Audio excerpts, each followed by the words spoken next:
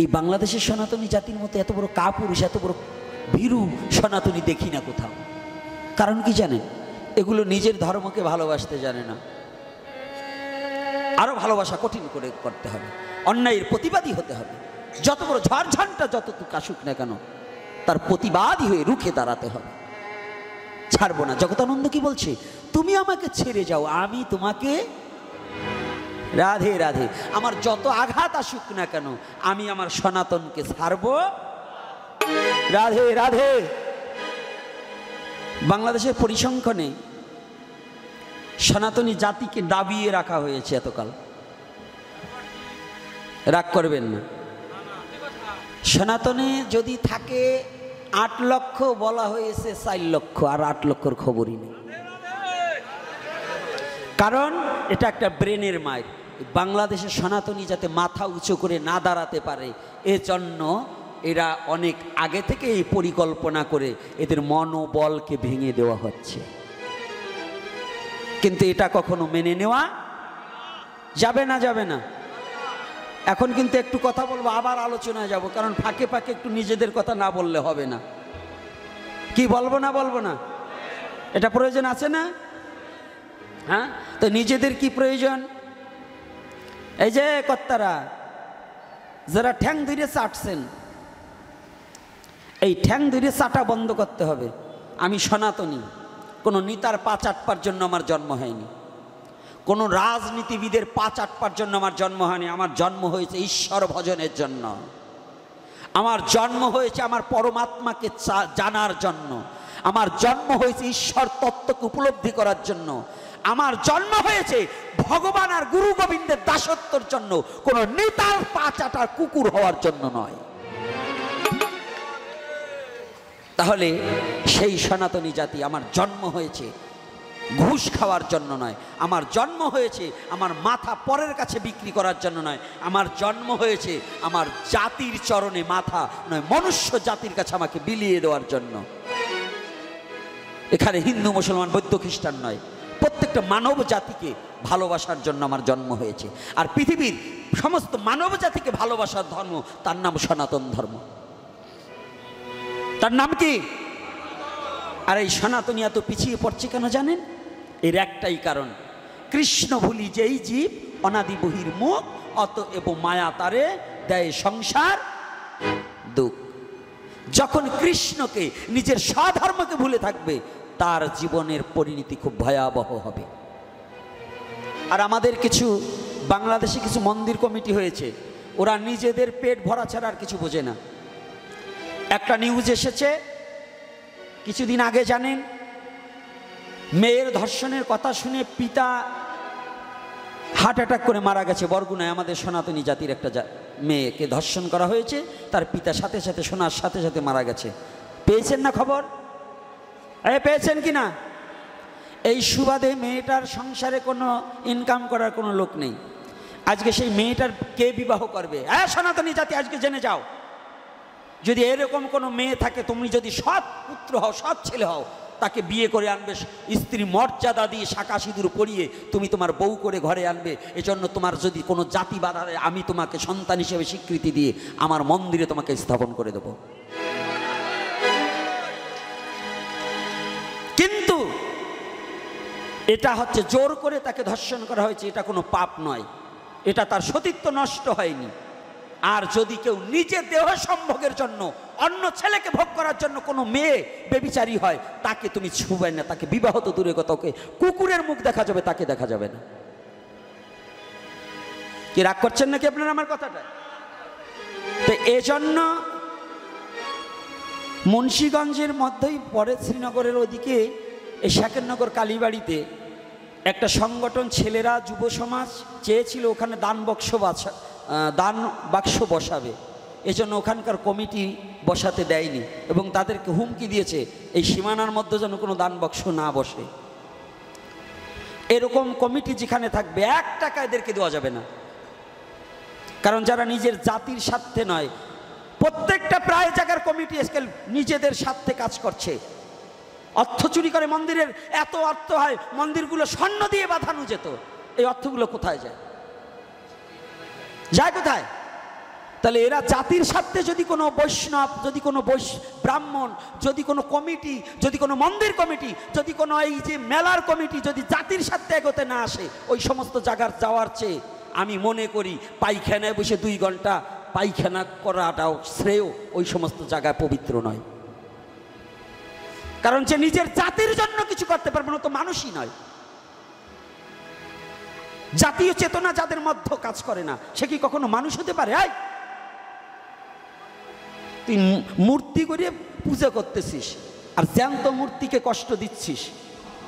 তুই ল্যাংটা কালী পুজো করতেছিস ওখানে বসে মূর্তি করে, ঠিক আছে, এটা ধর্মীয়, হ্যাঁ ঠিক আছে।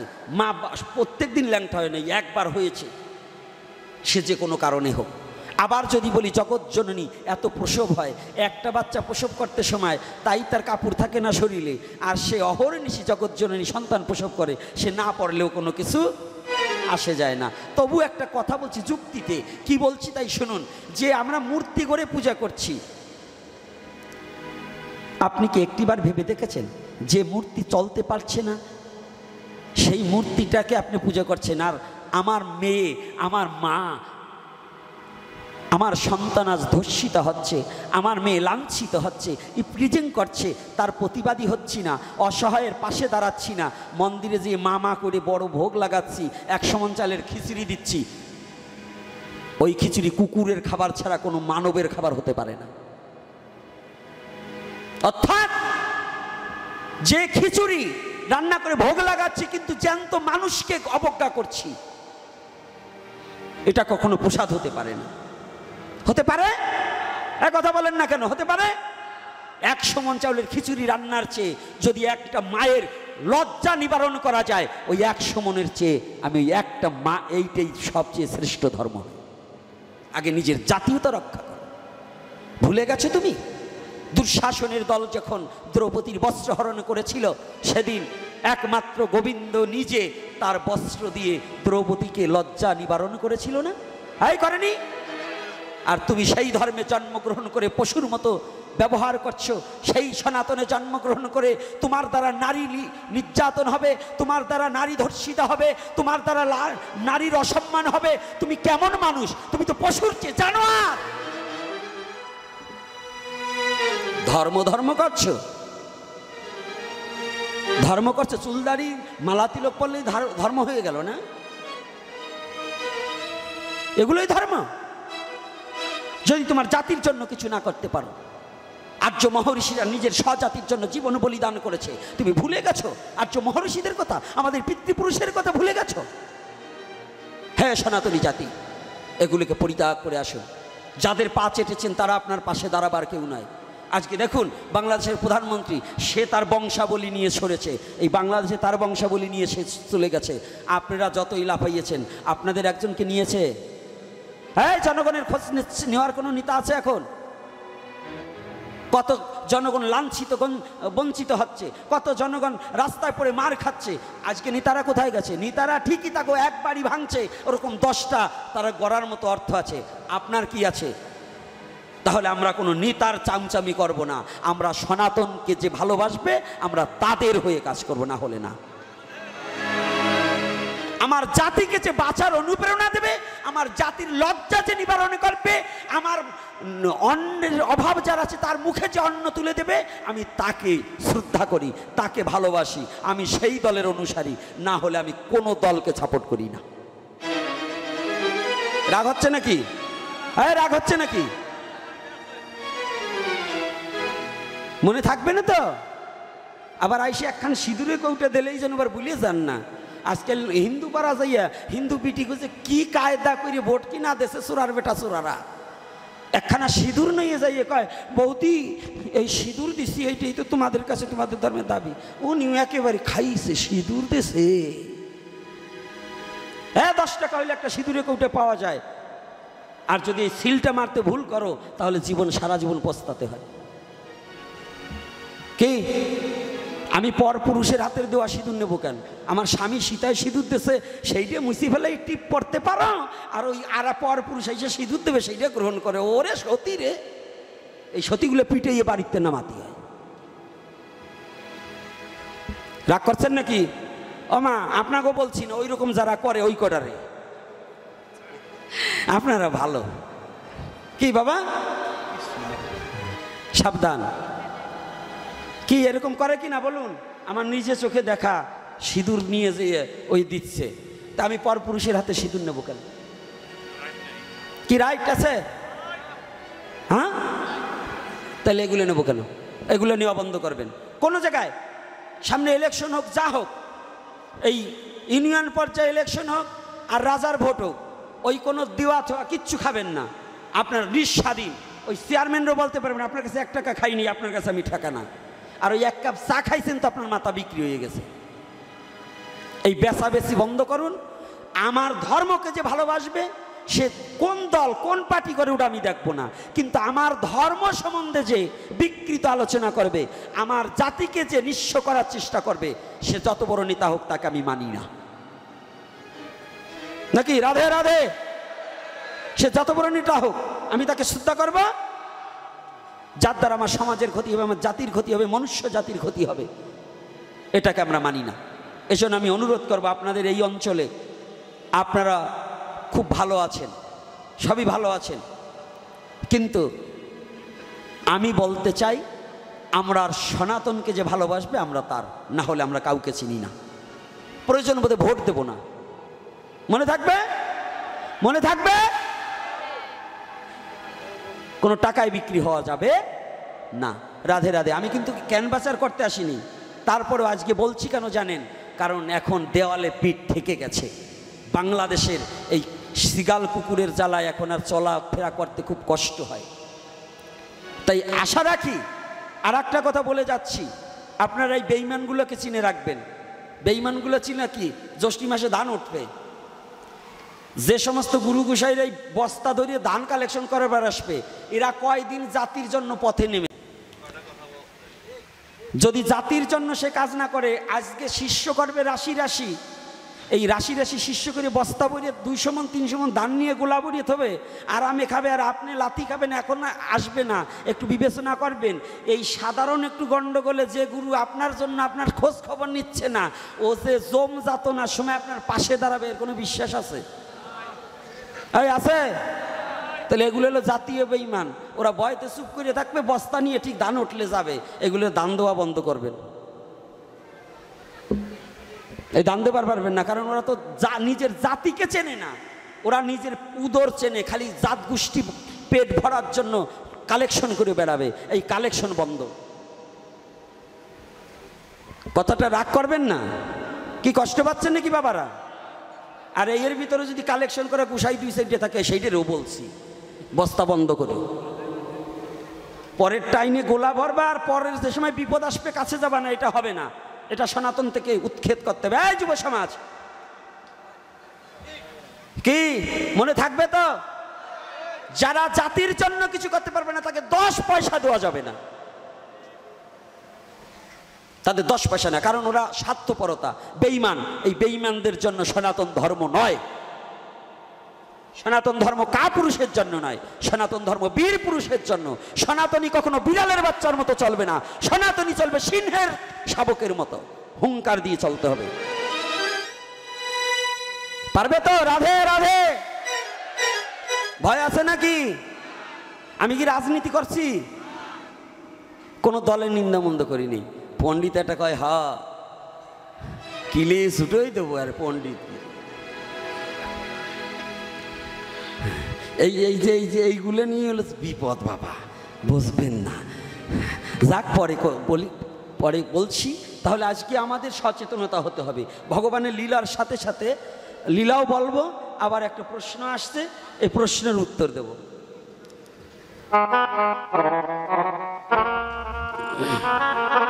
আমাদের যা শিষ্য শপথ না, আমাদের যা ভক্তরা, এ ঠেললে, এদের চরণ ধরে সেবা করলে ওরা ঘুম থেকে উঠতে চায় না, ধাক্কা মারলে উঠতে চায় না। এটা কিন্তু ভজন না। ভজনটা বুঝুন। ঠিক গুরুদেব উঠার আগে গুরুদেবের কি প্রয়োজন এটা শিষ্যর জানতে হবে, উঠে সেটা আগে করতে হবে। আর আমাদের কি জানো, এখন আজকাল যুগের শিষ্যরা গুরু ভজ, এসে ভজব কি আর তোমায়, ইচ্ছা হয় গুরু তুমি ভজো এসে আমায়, গুরু ভজবো কি আর তোমায়। কি চলছে না এরকম? আমাদের গুরুরাও আজকাল চলছে শিষ্য করার জন্য, তেল মালিশ করে শিষ্যর পায়। যদি একটু ধনাঢ্য শিষ্য পাওয়া যায় তাহলে তার পায়েও তেল ডলতে ছাড়ে না। এই জন্য ওই তেল ডলা গুরুর কাছ, গুরু ও ভ্যালুলেস, ওটার কোনো মানে ওই যে কী বলে তোমাদের, ডেট ফেল না, রাধে রাধে, ডেট ফেল। তাই আজকে ভালো করে জানুন।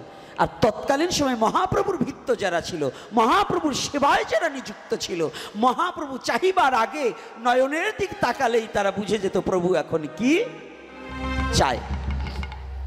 কিন্তু আজকে যখন জগদানন্দ ঠাকুর উঠে দেখছে প্রভু নেই, এ কি প্রভু গেল কই?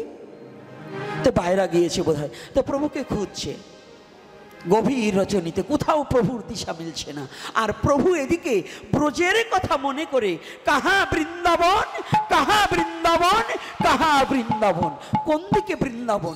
আর মনে মনে চিৎকার করে বলছে, কোথায় শ্রীদাম সুদাম দম্ব সুদাম শাখাগণ, কোথায় ললিতা বিশাখা সখীগণ, কোথায় শ্যামলী ধাবলী গাধিগণ, কাহা বৃন্দাবন, কাহা বৃন্দাবন, কাহা বৃন্দাবন, কোথায় কোথায় বৃন্দাবন? প্রভু নিজে ভাবে বিভোর হয়ে গেছে, বৃন্দাবন অভিমুখী রওনা দিয়েছে। কোন দিকে? আর এদিকে জগদানন্দ ঠাকুর সারা বাড়ি তন্ন তন্ন করে খুঁজে, জগদানন্দ যখনই প্রভুকে না পাচ্ছে, জগদানন্দর বিরহ বেড়ে যাচ্ছে। একই আমাদের সবাইকে ঘুম পাড়িয়ে রেখে প্রভু বোধহয় আমাদের ফেলে বৃন্দাবনে চলে গিয়েছে। প্রভু, প্রভু যেও না। সারা বাড়ি খুঁজছে, কোথাও প্রভুকে দেখছে না। প্রভুকে না পেয়ে জগদানন্দ প্রভু বিরহে অত্যাধিক কাতরা হয়ে গেলেন, কাতর, কথা বলতে পারছে না। আস্তে আস্তে যখন সূর্য উদিত হয়েছে, জগদানন্দের আরো বিরহ বেড়ে গেছে। জগদানন্দ নিজেকে মনে মনে চিন্তা করছে, তাই তো মন, প্রভুর চরণে না জানি কোন অপরাধ করেছি, যদি অপরাধ নাই হবে তবে প্রভু কেন ছেড়ে যাবে? প্রভু ছেড়ে গেলেন কেন? তো আমি বড় অপরাধ করেছি। নিজেকে অপরাধী ভেবে দেখুন সনাতন ধর্মের শিক্ষাটা কি। হ্যাঁ যুবক বাবা, আজকে মায়েরা বাবারা যারা এসেছেন, আমরা তো অপরাধ করে অপরের উপর দোষটা চাপিয়ে দিয়ে নিজে স্বচ্ছ সাজতে চেষ্টা করি, তাই না? করি কি না বলুন? নিজের অপরাধটাকে ঢাকতে চেষ্টা করি। আর আজকে জগদানন্দ ঠাকুর বলছে, নিশ্চয়ই আমার কোনো অপরাধ হয়েছে। এই বিশ্বজগতে সেই ব্যক্তি স্বচ্ছ যিনি নিজের দোষটাকে দেখতে পারে। যত বড় সাধু হও, যতদিন পর্যন্ত তুমি তোমার দোষকে না দেখতে পারবে, ততদিন পর্যন্ত জগতে তুমি সাধু হতে পারবে না।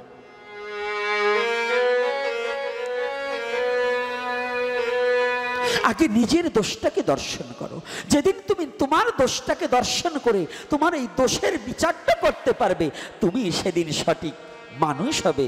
তোমার আত্মচেতনা উপলব্ধি হয়েছে, জানবে সবে।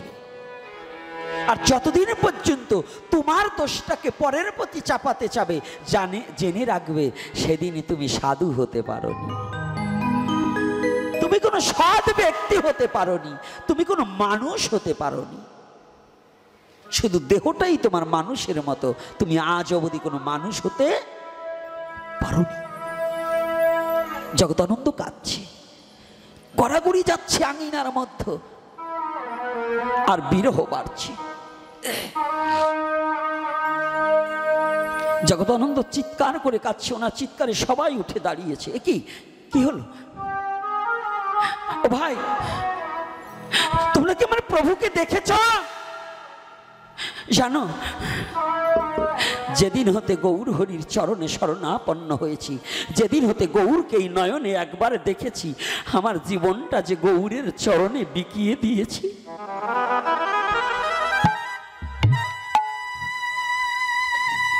সেদিন হতে গৌর বিনে আমি কিছু জানি না, গৌর বিনে কিছু বুঝি না, আমি গৌর বিনে নয়নে আর কিছু দেখি না।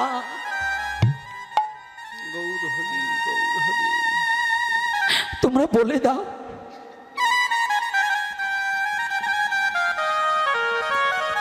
তোমরা একটিবার বলে দাও আমার গৌর হরি কোন পথে গিয়েছে?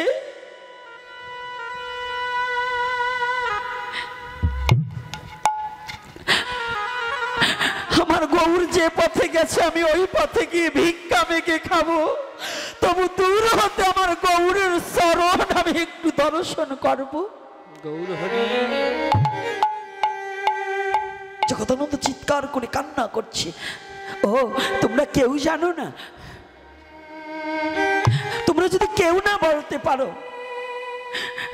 আমার জীবনে যদি গৌর দর্শন না হয়, গৌরকে যদি অদর্শনে থাকতে হয়, তাহলে দেহে প্রাণে রেখে লাভ কি?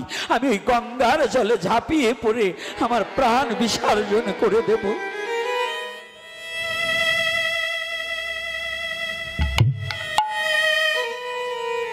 আমি মরে যাব। যে নয়নে গৌর দর্শন না হয় সে নয়ন দিয়ে লাভ কি? যে জীবনে গৌরের সেবা থেকে বঞ্চিত হয়ে যেতে হয় সে দেহে প্রাণে রেখে কোনো লাভ নেই।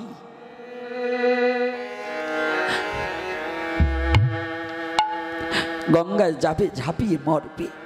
ইতিমধ্যে দেখতে পায় যে আঙিনার মধ্যে গৌরাঙ্গ মহাপ্রভু হেঁটে গিয়েছে, সবার চরণ চিহ্নের চেয়ে গৌর হরির চরণ চিহ্ন পড়ে আছে।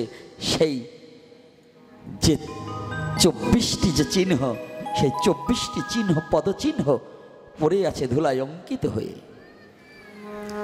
ও, তুমি বড় দয়াময় গৌর হরি।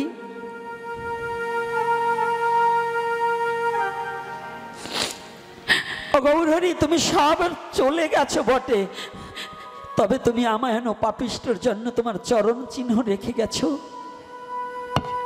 ও, বুঝতে পেরেছি, আমি তো মরেই যাব, আমি গঙ্গায় ঝাঁপিয়ে পড়ে মরে যাব। জীবনে তো আর কোনোদিন তোমার দেখা হবে না। আমি তো জীবনে আর কোনোদিন তোমার চরণ ধুলি আমার অঙ্গে মাখতে পারবো না।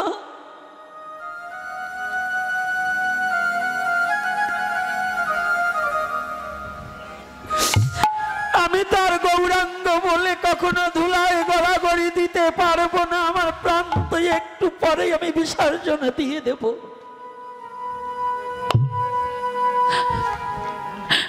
গৌর হরি, তুমি যে চরণ চিহ্নখানা রেখে গিয়েছো না,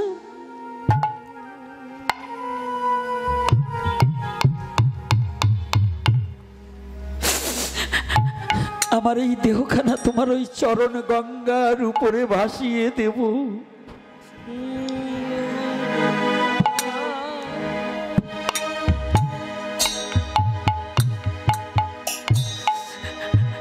তুমি যে চরণ চিহ্ন ধুলার মাঝে অঙ্কিত করে রেখে গেছো, আমার জীবনে তো আর কোনোদিন এমন সুযোগ হবে না। আমি আজ এই চরণ ধুলিখানা অন্তত আমার অঙ্গে মেখে নেই। জগদানন্দ ঠাকুর ওই গৌর পদ চিহ্নের উপরে গড়াগড়ি যাচ্ছে আর হা গৌরাঙ্গ বলে চিৎকার করে, প্রভু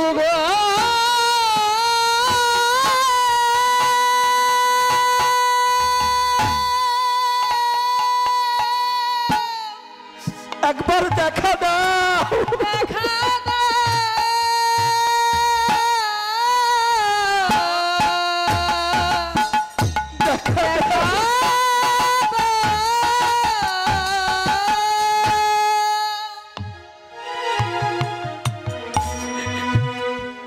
আর আমি প্রাণে বাসব না।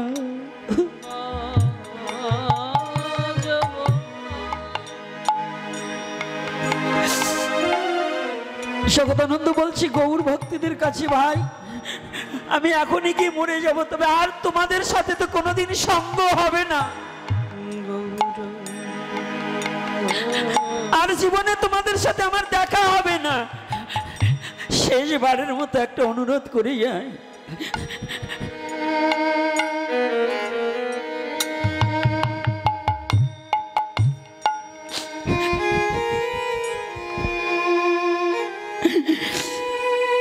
যদি আমার গৌর হরির সাথে তোমাদের কোনোদিন দেখা হয়, আমি তো আমার গৌরকে ভালোবাসতে পারলেম না, তোমরা আমার গৌরকে একটু ভালোবেসো, তোমরা আমার গৌরকে একটু ভালোবাসা দিও। আমি কোনোদিন গৌরকে ভালোবাসার মতো ভালোবাসতে পারিনি।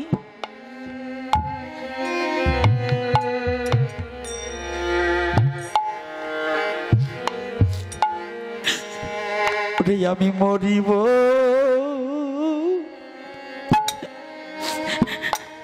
মরিব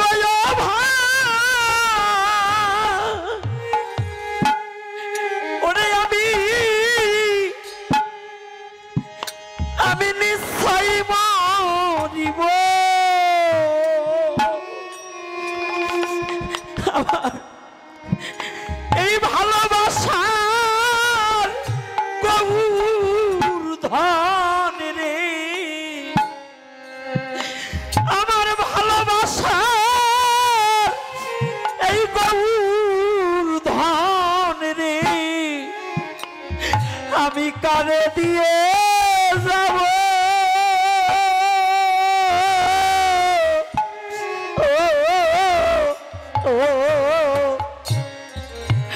আমি কারে দিয়ে যাব, আমি মরিব আর মরিব মরিব মরিব আমি।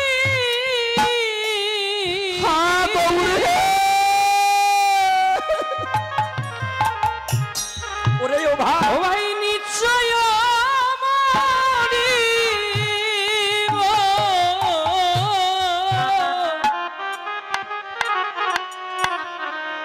আমার এমন ভালোবাসা গৌর হরি, আমার গৌর ধনকে আমি কারে দিয়ে যাব, আমি কারে দিয়া যাব,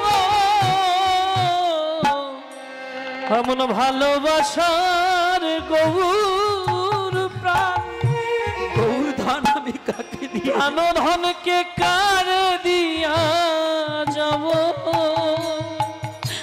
বল বল কে বাতারে ভালো বাসতে পারে, বল বল কে বাতারে ভালো বাসতে পারে, তোরা বল বল কে বা ভালো তারে বাসতে পারে। আমার গৌর ধনকে দিব তারে, ভালো বলে কে বা ভালো বাসতে পারে, আমার গৌর ধনকে আমি দিব তারে, তাই তো বলে বলে কে বা ভালো বাসতে পারে। ও ভাই আমি তো মরে যাব, আমি কার কাছে আমার গৌরকে থুয়ে যাব?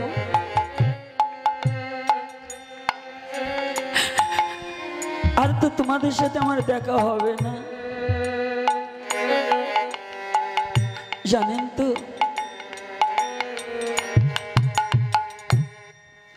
আজকে জগদানন্দের কথা নয়, প্রতিটা জীবের কথা। আজকে যারা এই মিলনে মেলায় আসতে পেরেছি, আগামী দিন সুপ্রভাতে হয়তো কেউ না কেউ চলেও যেতে পারি, আর কোনোদিন তার সাথে দেখা হবে না, নাও দেখা হতে পারে।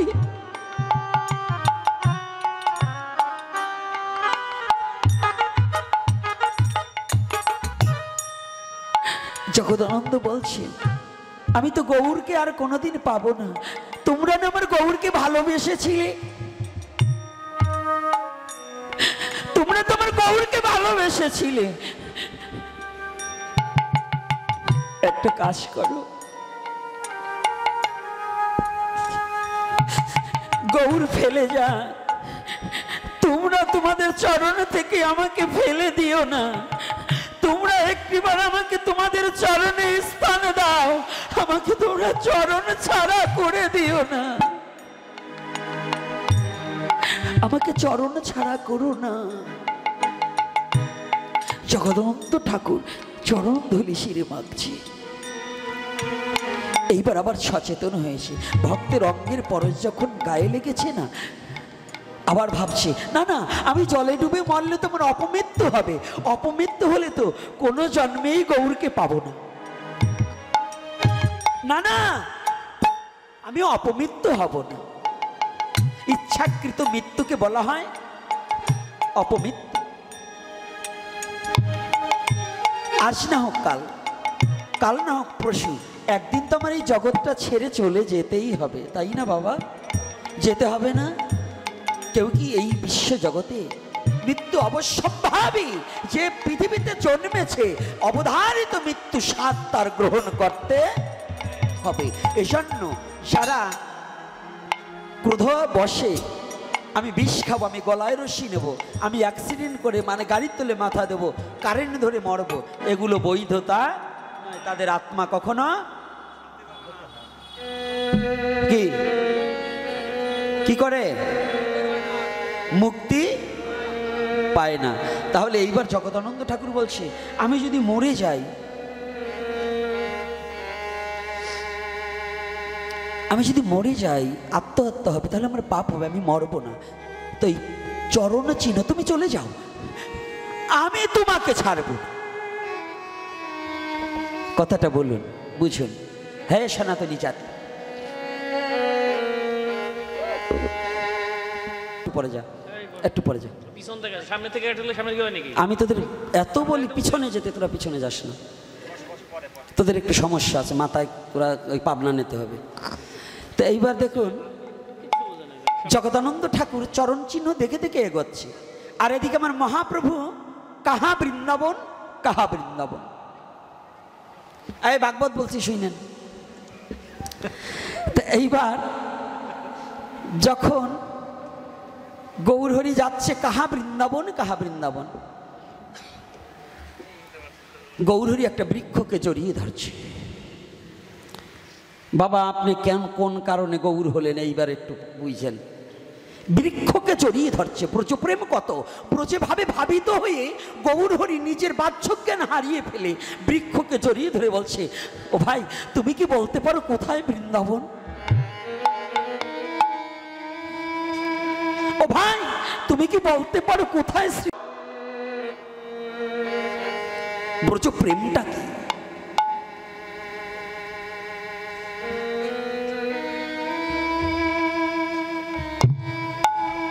ব্রজপ্রেম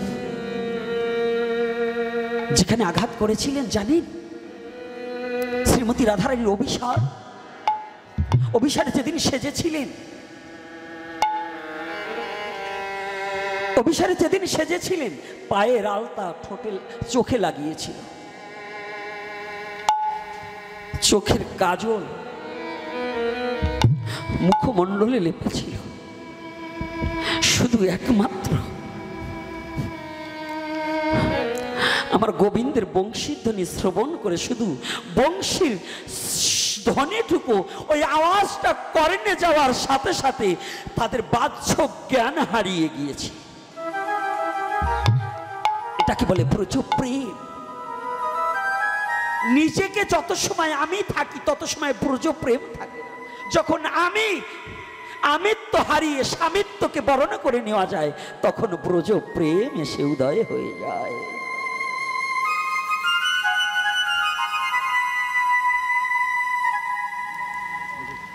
আজকে মহাপ্রভু হেঁটে চলছে, হঠাৎ করে একটা হিংস্র বাঘের সাথে দেখা হয়েছে। যখন বাঘের সাথে দেখা হয়েছে, বাঘ এগোচ্ছে, তাই তো আমি ওকে সুন্দর সুষম দেহের অধিকারী সুন্দর একটা সুপুরুষ পেয়েছি, আজকে ওকে খেয়ে আমার খুব আনন্দ হবে, আমিও কি পরিপুষ্ট, এই দেহটাকে খেয়ে আমি খুব আনন্দ উপলব্ধি করব। কিন্তু মহাপ্রভু নাম করছে আর ওই হাঁটছে। যখনই বাঘকে কাছে এসেছে, বাঘের গলাটা জড়িয়ে ধরে বলছে, ভাই, ও ভাই, তুমি কি বলে দিতে পারো কোথায় বৃন্দাবন?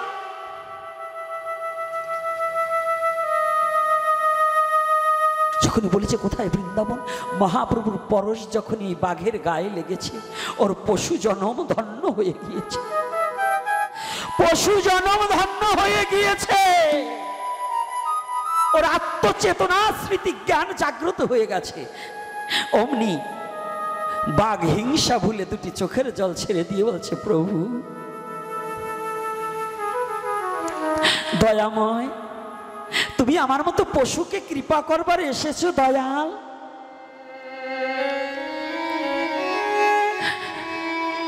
আমার মতো পশুকে তুমি কৃপা করতে এসেছো বান্ধব। দয়াময়, তুমি যখন এসেছো,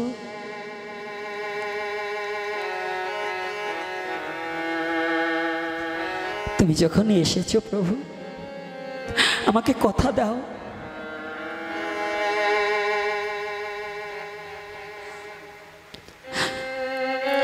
আমাকে কথা দাও, জন্ম জন্মান্তরে এভাবে তুমি আমাকে চরণ দান করবে, আমাকে চরণ ছাড়া করবে না, তুমি কথা দাও। হেঁটে চলছি, কিছু দূর যেতে না যেতে মত্ত হাতি, পাগল হাতি ছুটে এসেছি। হাতিও যখন কাছে এসেছে, হাতিকেও জড়িয়ে ধরে বলছে, ও ভাই, কোথায় বৃন্দাবন? হাতিও যখন ওই পরশ পেয়েছে না, হাতিও যখন পরশ পেয়েছে, হিংসা ভুলে গিয়েছে।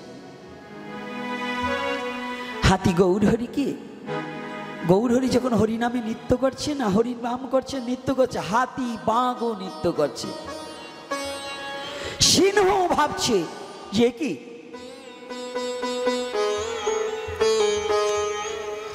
ওরা সবাই নাচছে কেন? ও, ভালো খাবারের সন্ধান পেয়েছে, আমিও যাব।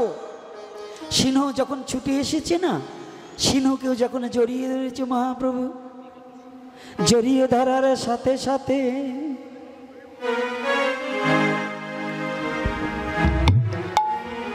সিংহ আজ হরি বলে নৃত্য করছে। উল্লুক ভাল্লুক বানরাদি সবাই মহাপ্রভুকে ঘিরে ঘিরে চারি খণ্ডের বনের মধ্যে হরি হরি বলে। জয় নিতাই হরি বল, গৌর হরি বল।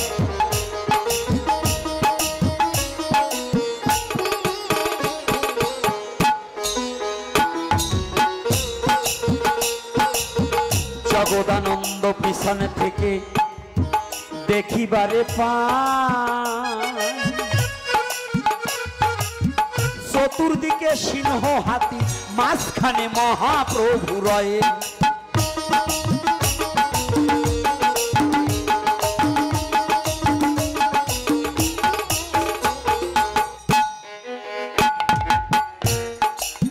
মাঝখান থেকে মহাপ্রভু হরি হরি বলে। সিংহ হাতি বাঘ সবাই মহাপ্রভুকে মধ্য রেখে নৃত্য করে হরি হরি বলে।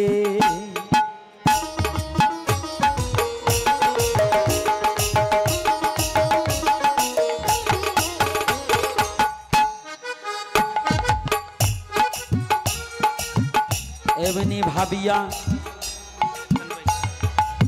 যখন মহাপ্রভু আমার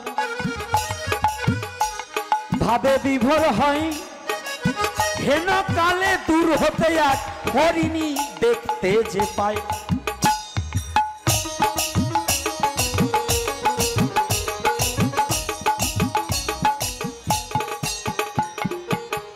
হরিণ দূর হতে দেখতে পেয়েছে। একই কোনদিন তো সিংহ হাতি বাঘ এবং মানুষ বানর একসাথে নৃত্য করে না। একই হলো আজকে আমাদের ঝাড়িখণ্ডে বনে হরিণ হরিণীকে ডেকে বলছে, ও হরিণী। হরিণ বলছে হরিণীকে, আবার হরিণী বলছে, হরিণ তুমি কি কোনোদিন দেখেছো মানুষ আর সিংহ একসাথে নৃত্য করে? বলছি না তো। বলছে আজকে কি হলো গো? আর এই ব্যক্তিকে দেখছি সবার চেয়ে আলাদা, এর জ্যোতিতে যেন আমাদের ঝাড়িখণ্ড বন আলোকিত হয়েছে, এ মনে হয় কোনো সাধারণ ব্যক্তি নয়, আমি একটু গিয়ে দেখে আসব। হরিণ বলছে, পুরুষ ছেলে তো, হরিণ বলছে হরিণী আমি যাব না, আমার প্রাণের মায়া আছে, দুটো বাচ্চা আছে, তুমি যাচ্ছ? তুমি গেলেই কতবার তারা খেয়েছো বাঘের, কতবার সিংহের তারা খেয়েছো, তোমার মনে নেই? বলছে তারা তো খেয়েছি, কিন্তু জীবনে তো কোনোদিন দেখিনি মানুষ, হাতি, সিংহ, বাঘ একসাথে নাচে। আমি যাব, তুমি থাকো, আমি গিয়ে যাব, আমি দেখব এই ব্যক্তিকে যার কাছে এসে সবাই নৃত্য করছে, আমি তাকে একটু দেখব। জীবনের মায়াকে পরিত্যাগ করে, জীবনের মায়াকে পরিত্যাগ করে ছুটে চলেছে।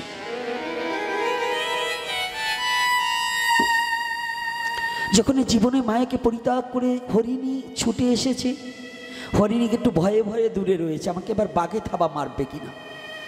বাঘ আর সিংহ ডাকছে, ভাই ও হরিণী তুই আয় আয়, ওরে আজ আর আমার হিংসা নেই, আজকে যে ব্যক্তিকে পেয়েছি আয়, ওরে এই ব্যক্তির চরণে আমরা সবাই মিলে শরণ নেই, আমাদের পশু জন্ম ধন্য করব।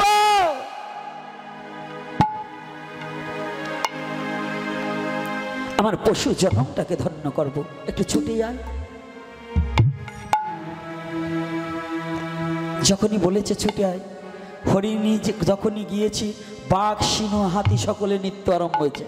এদিকে মহাপ্রভু নৃত্য করছে, আর দূর হতে জগদানন্দ পণ্ডিত দেখে গড়াগড়ি যাচ্ছে, প্রভু তুমি শুধু নরকে নয় পশুকেও কৃপা করতে এসেছো দয়াময়। ও দয়াময়, তোমার কাছে প্রার্থনা, প্রণাম করছে আর বলছে তোমার কাছে প্রার্থনা কি জানো? যদি আমাকে আবার জগতে পাঠাও, এই ঝাড়িখণ্ডের বনের পশু করে পাঠিও, যে বনে তুমি কৃপা করতে আসো, তোমার চরণ ধুলি দিয়ে পশুকে ধন্য করো, ওই ঝাড়িখণ্ডের বনে আমাকে পাঠাও। যখনই বলেছে ঝাড়িখণ্ড বনের মাঝে আমাকে পাঠিয়ে দিও, গড়াগড়ি যাচ্ছে। আর এদিকে হরিয়ার করি গলাগলি ধরে হরি বলো বলে ধুলায় গড়াগড়ি যাচ্ছে। হরিকে, হরি মানে সিংহ, করিকে, করি মানে হাতি, আজ হিংসা ভুলে গিয়েছে। আমার মহাপ্রভুর প্রেমের বাতাস লেগেছে যার গায়ে, আমার গৌর হরির প্রেমের বাতাস লেগেছে যার গায়ে, আমার মহাপ্রভুর প্রেমের বাতাস লেগেছে যার গায়ে। ও সে হিংসা ভুলে হরি বলে, ও সে হিংসা ভুলে হরি বলে,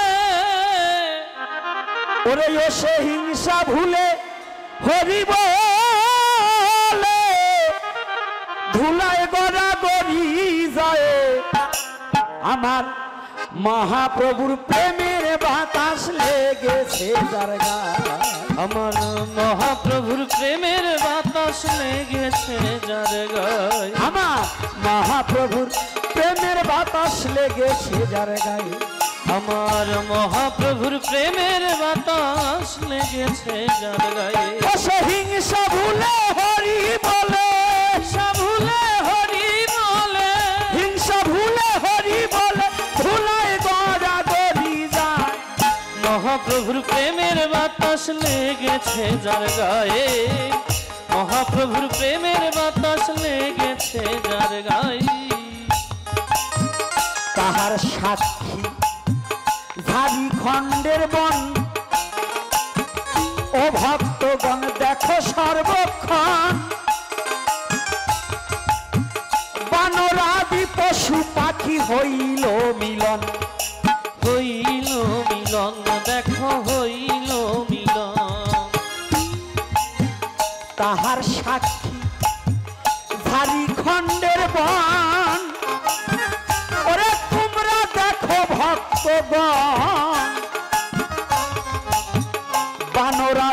পশু পাখি হইল মিলন, হইল মিলন, ওই হইল মিলন। তারা হরি হরি হরি বলে, হরি হরি হরি বলে, হরি হরি হরি বলে চরণেতে পড়ে রয়ে। মহাপ্রভুর প্রেমের বাতাস রাধে যার গায়ে, আমার গৌর হরির প্রেমের বাতাস লেগেছে যার গায়ে। ও সে হিংসা ভুলে হরি বলে, ও সহিংসা ভুলে হরি বলে, হিংসা ভুলে হরি বলে ভুলাই গড়া গড়ি যায়। মহাপ্রভুর প্রেমের বাতাস লেগেছে যার গায়ে, মহাপ্রভুর প্রেমের বাতাস লেগেছে যার গায়ে। ধীরে ধীরে শুনবেন যত ভক্তগণ, প্রসাদের কিন্তু এবার আছে আয়োজন।